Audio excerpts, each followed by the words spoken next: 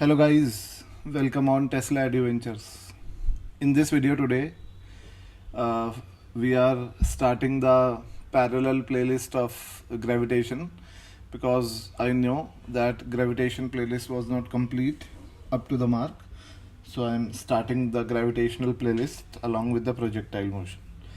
So both of their videos will be uploaded in the regular interval of time in this month. Okay. So in this first video, we can see that we are discussing about the acceleration due to gravity. So in the previous video of gravitation, we have already discussed the gravitational field intensity of different planets or different types of objects which are solid sphere, hollow sphere, linear wire or disk and ring. So now we'll discuss the acceleration due to gravity. Actually, the gravitational field intensity of Earth is also known as acceleration due to gravity.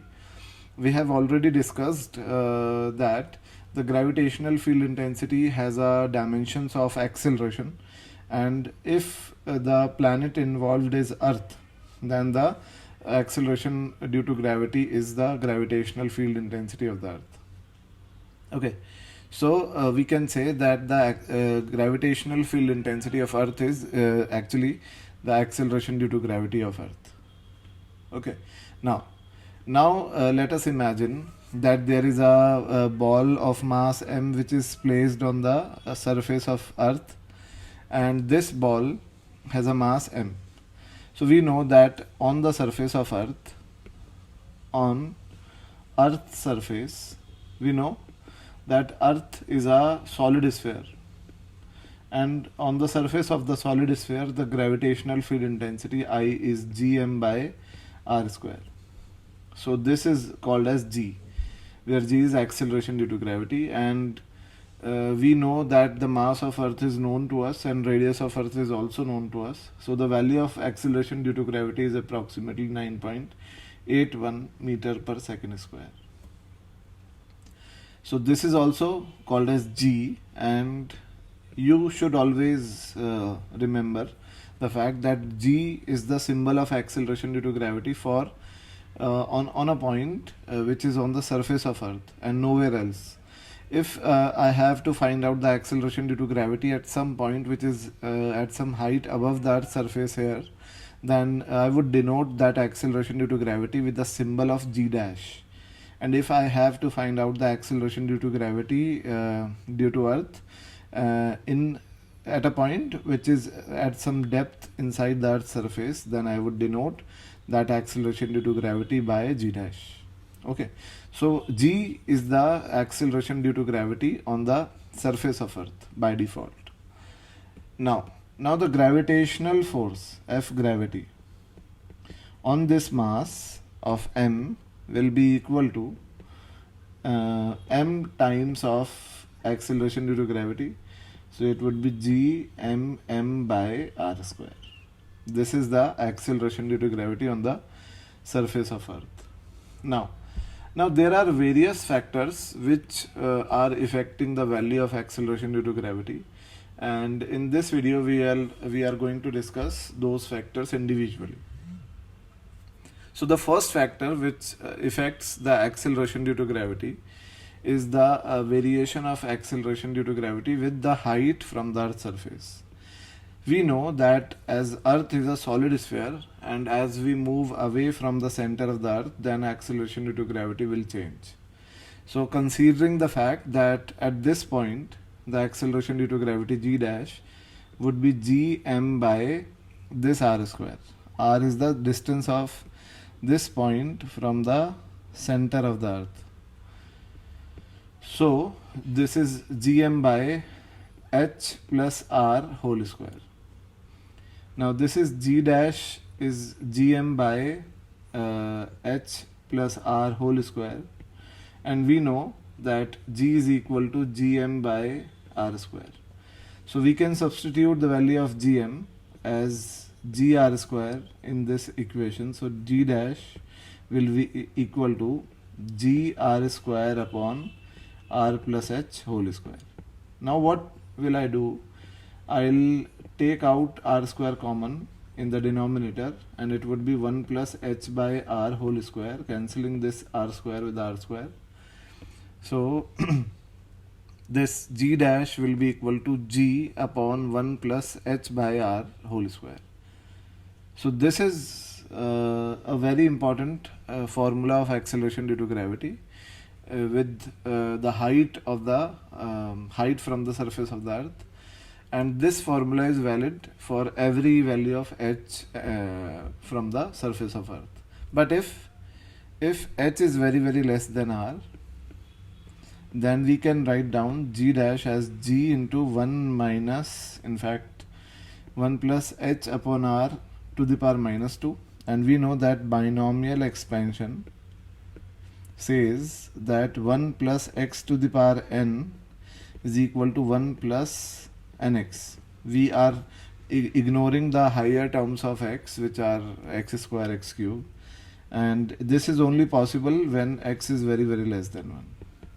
So using this binomial expansion, g dash is equal to g into 1 minus 2h by r. So this is also a formula, but it is only valid only when h is very less than r. Okay, now we can also find out the change in the acceleration due to gravity, or the percentage change. So g dash is equal to g minus 2h by r into g. So 2h by r into g is equal to delta g, and 2h by r is equal to delta g by g, and if we multiply it with 100, then percentage change in g will be equal to 2h by r into 100.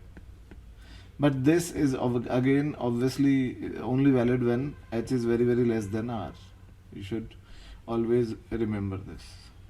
Now let us discuss the variation of acceleration due to gravity with the depth from the Earth's surface.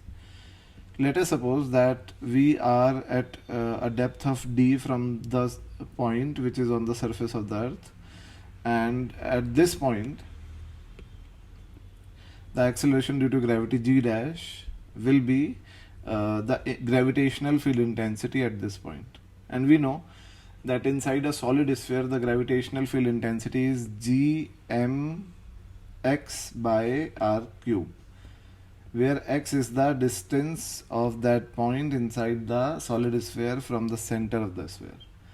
And in this formula we can replace gm by r square with g, so this is gx by r. And now we know that x is equal to r minus d, so we can substitute the value of x as r minus d, so this is r minus d. So g dash will be equal to g into 1 minus d by r. So this is the acceleration due to gravity at a point which is at a depth of d from the surface of Earth. Now you can see that if we need to find out delta g by g, then delta g by g will be equal to d by r, and percentage change will be equal to d by r into 100. And you can see that I have not assumed anything, neither I have applied the binomial expansion. So this formula is always valid for any value of depth. Now we move on the next variation. So in this section, in VL case 3, we'll discuss the variation of acceleration due to gravity due to the oval shape of Earth. We all know that Earth is not a perfectly spherical object. It is somewhat oval in shape, and the radius of Earth on the equator is 21 kilometer more than the radius at pole. So the radius at equator is 6421 kilometers, and radius at pole is 6400 kilometers. So we can say that acceleration due to gravity at equator is gm by r equator whole square, and acceleration due to gravity at poles is gm by r poles whole square. And obviously r equator is greater than r pole, so we can say that that G of equator would be less than G of pole, because G is inversely proportional to the radius. Okay, which means that the acceleration due to gravity at poles is equal to 9.81 meters per second square, while the acceleration due to gravity at equator is obviously less than 9.81 meters per second square.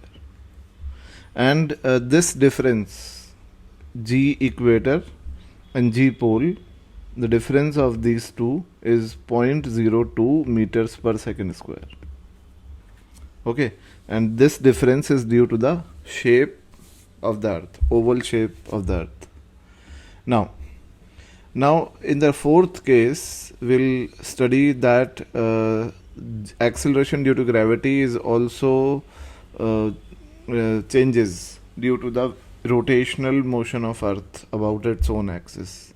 Let us imagine a situation in which a man is standing at this point, and this coordinate of this man is r comma lambda, where lambda is this angle. And if we know obviously that this is the polar axis and earth is revolving around this polar axis with the angular velocity of omega, therefore we can say that this man is also rotating in a circle of radius small r, and therefore he will experience a centrifugal force m r omega square in the outside direction. The component of this force along this line would be m r omega square cos lambda, where this angle is also lambda.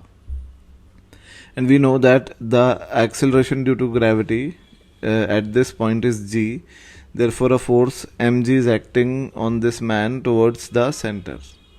But this force mg is being reduced due to this force m r omega square cos lambda, and therefore we can say that the net effective weight of this man mg dash would be mg true weight minus m r omega square cos lambda, where we know that r is equal to capital R cos lambda.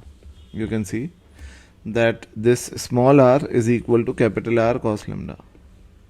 This is r cos lambda. So g dash is equal to g minus cancelling r, and this is r omega square cos square lambda. So this is also the fact that at equator, you can see that at equator lambda will be equal to 0, therefore g dash is equal to g minus r omega square, and at poles lambda will be equal to 90, therefore g dash is equal to g, which means that again acceleration due to gravity at pole is greater than acceleration due to gravity at equator, and this difference delta g due to rotation is obviously r omega square, and this is equal to 0.03 meters per second square approximately. Okay, so if we say that the acceleration due to gravity at equator is equal to acceleration due to gravity at poles minus 0.05, and in this 0.05, 0.02 meters per second square is due to oval shape of earth, and 0.03 meters per second square is due to the rotation of earth. Okay, so this is a very important factor. Now let us see that what happens. Let's suppose earth rotates with such an angular velocity so that r omega square becomes equal to g. In this case, omega square will be equal to g by r, and therefore omega will be equal to under root of g by r, and this is 2 pi by t, and t will be equal to 84.6 minutes. This is approximately 1.4 hours. So this is 84.6 minutes, and this is the time period of Earth when a man standing on the equator would feel weightlessness. GE will become 0, because we know that GE is G minus R omega square. Okay, so this man will feel the weightlessness. Okay, and the rotational time period of Earth in this case would be 84.6 minutes, which means that instead of 24 hours, a day length would be of 84.6 minutes only, and omega nu of Earth would be approximately 17 times of omega current or omega present. So if Earth starts to rotate with the angular velocity of 17 times of its present angular velocity, then a man standing on the equator would feel weightlessness. Okay, so this was the complete video about the variation of acceleration due to gravity, and in the next video we'll be bringing some more concepts of gravitation. Thank you.